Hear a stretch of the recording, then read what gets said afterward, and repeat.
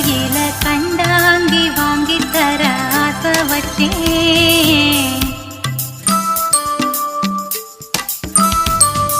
குத்தாத முள்ளு குத்தி குதிகாலு வலிக்கிருந்து மடி மேல கால போட ஆசை வச்சேன்.